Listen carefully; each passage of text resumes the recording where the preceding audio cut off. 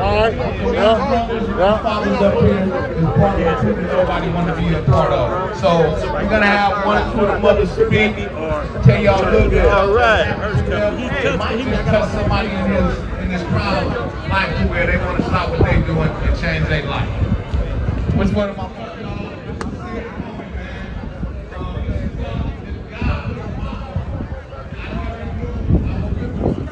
couldn't thank God enough for his mercy, for his grace, for spreading this kind of spirit that we see today.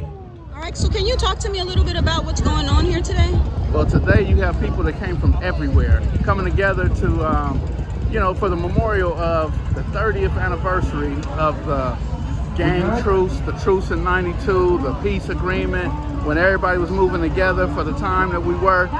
Very important day 30 years ago, and we don't want it to be swept under the rug. We need this in the history books. People need to know that Crips and Bloods, it wasn't just, when pure common sense don't make us come together, sometimes the conditions that are in the community will force us to say, you know what, let's come together.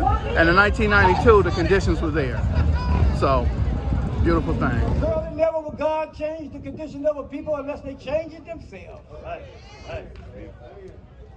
It is our unity that we need to save our children. We must do things that are right. We must call to that which is good, enjoin that which is right, and forbid that which is wrong. I am one who has lost a son in this war. Come on. A 30-year war. Yes. And I'm here to say, let's save our children. Yes. Let's save our children. Yes. This is not about me. This is about our youth. Yes. And I want to give thanks to all the young generals that are on these grounds that is making it happen. Yes. Because without them, it won't happen. Right. Right. It is up to you to make it happen. Right. And I love all y'all.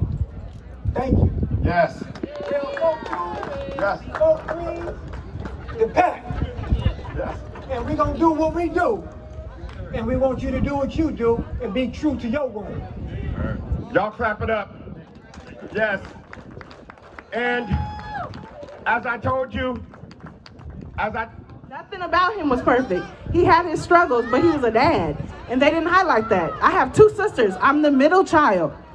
I'm the only one that runs a nonprofit. I run the nonprofit because I have hope and stuff like this. Like today, out of all the things I've ever done, this is like really dear to my heart. I have family members that I lost that are Bloods. I have family members that I lost that are Crips. I have OG family members that turned their life around. And it's like, for me, this moment is amazing. To look out and see you guys. Not kick, now walk it by yourself. now, let's go.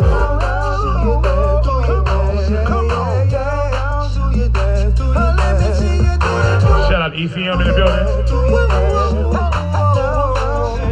I'm kind of buzzed and it's all because South Central does it like nobody does. All the families represented. I was in this work before my oldest son Daniel was killed, but when he was murdered, it revived a purpose in me. And I'm just grateful to work with you, Pastor Shep, and all of the families represented here, and all of these beautiful women. But my mom was a homicide victim by one of these gangs that's right here walking amongst us. She was taken senselessly. 14-year-old, 15-year-old, and a 16-year-old took my mom's life right there on 46 in Avalon. I grew up right here in this park, my house, 469 Park Front Walk, that was my address.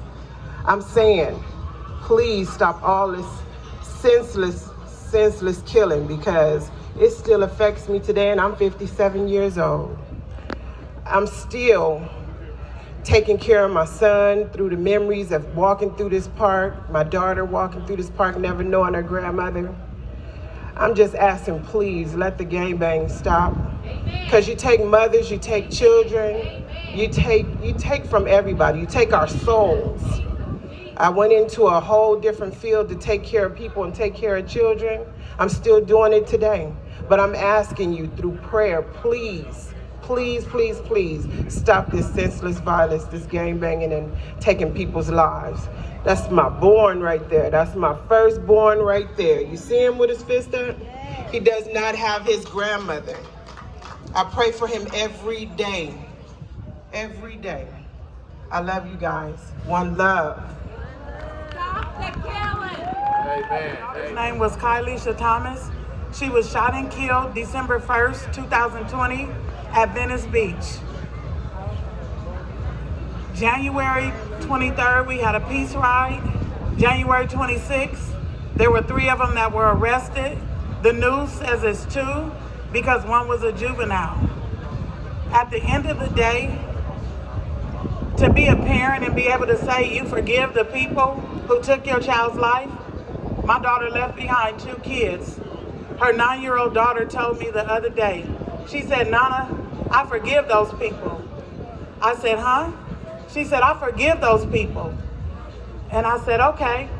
She said, because Jesus told us we have to forgive in order to be forgiven. So to the people out here doing this, you don't know what it's doing to the children that are left behind. It doesn't just affect the mothers, the fathers, it affects a community. And it's not right.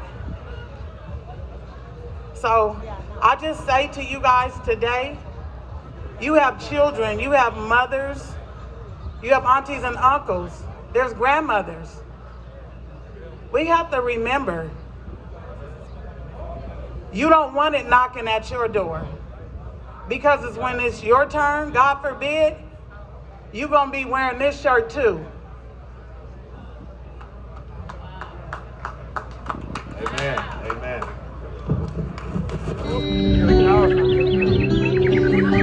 A person got beat up by the cop, but the real Rodney King is, can we all get along type of guys? I'm not the type of person. 911 call.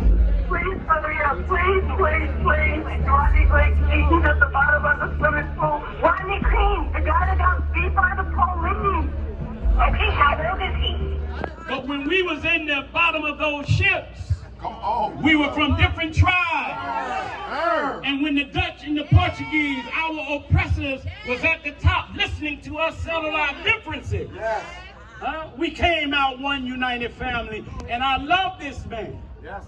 I love him with all of my heart. I'm talking about the crescent and the star and the cross can come together. Jesus did not religious gangbang. Come on! Muhammad did not religious gangbang. I'm honored to be on this stage with our mayor.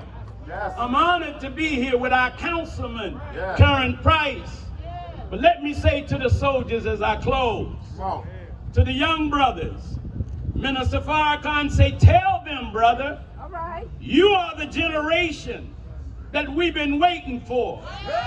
Minister Farrakhan said, we have produced a generation that ain't scared of nothing. And if you put them in the right atmosphere, and if you teach them right and train them right, you have been born to settle the score of the 100 million of our ancestors who lay at the bottom of the Atlantic Ocean to see the 4 Deuces and the 4 Trays and the Avalon coming together. You represent hope, soldiers.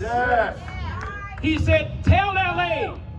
that when the gangs of L.A. unite, it's over for oppression. It's over for white supremacy.